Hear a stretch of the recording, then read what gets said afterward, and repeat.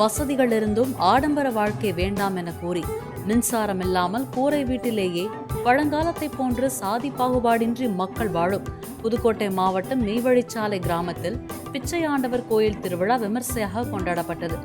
69 சமூகத்தைச் சேர்ந்த மக்கள் ஒரே மாதிரி உடை அணிந்து திருவிழாவில் பங்கேற்றனர்.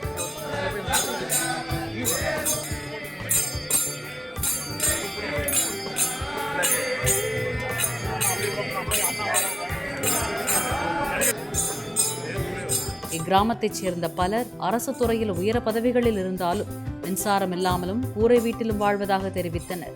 குழந்தைகள் கல்வி கற்கச் செல்ல சாலை வசதி வேண்டும் என்பது மட்டுமே அவர்களது கோரிக்கையாக இருக்கிறது.